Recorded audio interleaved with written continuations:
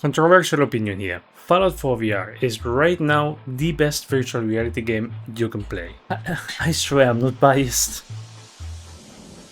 And unless we... hold on. And unless we count Bethesda's other game, Skyrim VR, there is nothing that even comes close to it. But hear me out, I have a very good reason why I'm saying all of this. And I believe that by the end of this video, I'm going to get you on board on this. Be honest, because I am going to be honest myself here. And I love virtual reality, but right now VR gaming is getting kinda dry. And I mean, if you love sandboxes, then never mind.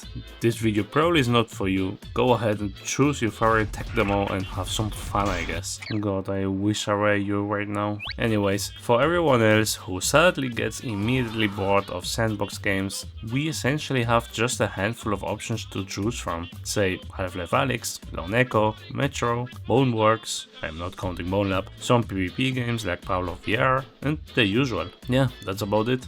Now that I think of it, it might be a good idea to make a video talking about what kind of games even are out there. I think some of them are kind of hard to find. Subscribe so you get notified. So, where were we? Ah yes, not sure if you noticed, but there are no RPGs.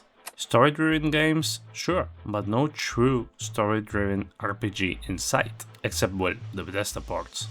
But Proxy, you seriously can't count these Bethesda VR parts as true VR games. Have you seen the state of them?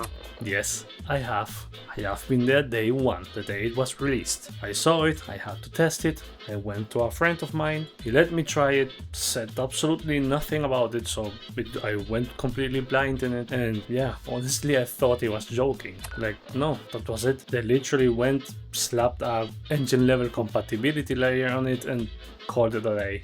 I mean, it wasn't even fully playable by the time it launched. So yeah, I get that.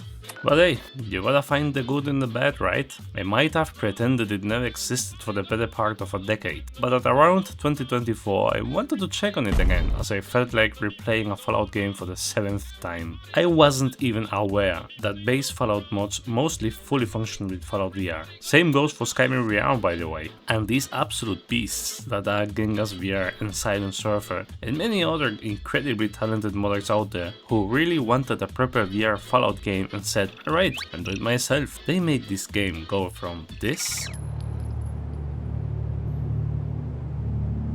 to this.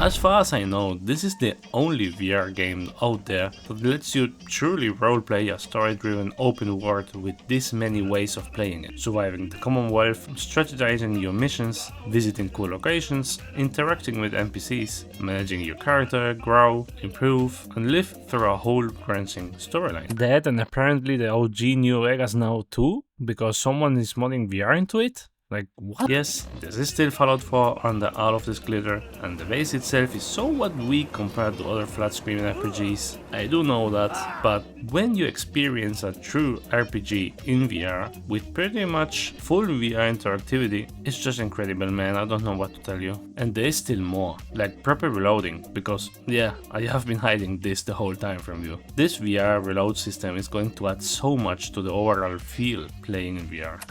I just want you to understand what I mean by all of this.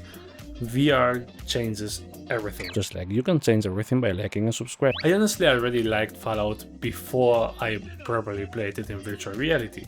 But once you are here, even the most basic things feel so immersive. Standing in the rain, entering a store, walking down to the bar while the music plays. On flat screen, decent, passable even, but in VR? Okay, let's step back a bit. Why is this so much better to me compared to even something like Half-Life Alyx? Don't get me wrong, these games are amazing, and for sure, the way VR is integrated in them is far superior, but I feel like virtual reality was born to be played through an RPG. Like roller coasters are nice, linearly following a story that the developers created for you, finish the ride and go home. It will get you some nice memories, but truly experiencing a world, living in it, being part of it, this is what VR was made for. This gets me excited for the future of VR, man. Like imagine a game built from the ground up to be an RPG that actually uses virtual reality to the fullest. Who knows? Maybe I'll try to make that one day. One can dream, I guess. Okay, let's actually break down why this hits so hard. This video is not supposed to be a Fallout VR good video and that's it. This game accidentally hits like half of what a good VR game should be. First, long-term progression. Most VR games are quick games of fun throwing stuff at enemies, though fun for 3 hours and never touched again. RPGs give you levels, perks, gear, settlements, reputation, choices. You get to see your upgrades, physically manipulate your new stuff. You log off thinking, next time I'm upgrading this, talking to that guy, clearing that area. It keeps you coming back. Then the mundane moments actually matter in VR, like standing in the rain, walking into a bar, browsing a clothing store. On flat screen, your brain filters it out as context or even filler content, but in VR, your brain kind of gets this feeling of, oh, this is a real place I've been to. Same engine, same assets, but a completely different feeling.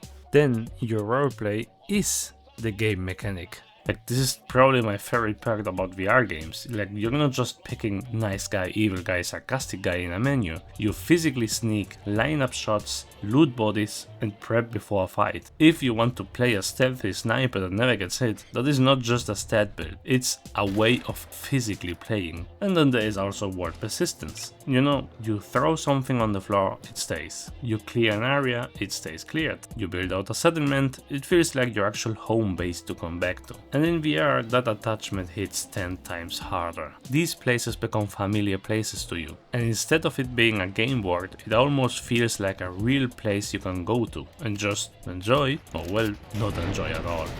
So yeah, Fallout VR is cool. But the real point here is, when you mix RPG structure with VR presence, you get something that no flat screen game can even get close to. And this is exactly the direction I believe virtual reality should go. If we want less tech demos and, in my opinion, true virtual reality games. Feel free to fight me in the comments though. Alright, back to the topic of getting you to be on board and get you to play some Fallout VR yourself. So, what do you actually need to pull this off? Well, a PC that already runs Fallout 4 decently will be a first. If your PC dies on vanilla Fallout 4, I can assure you that VR Fallout 4 is going to straight up bury it. Then you'd need a PC VR capable headset, Quest 2, 3, Index, whatever lets you stream PC VR. If you need help with that, check out my video on the current state of VR headsets and what you should get for yourself. Then for the mods. So think of it like 3 layers. First, sadly, fix the port. Make it actually playable in VR with proper VR binding, fixes and performance stuff. Then make it feel like a VR game with 200 weapons, better interactions, body presence, UI fixes, all of the VR things you'd expect from a proper VR game. And lastly, make it your own. Textures, weather, lighting, extra content, new weapons, clothing, quests. As said, most flat screen mods do work with the VR part. Just avoid anything that sounds like it would specifically affect anything FPS or TPS related, like player animations, as well, you are the player animations yourself here. And if you're unsure,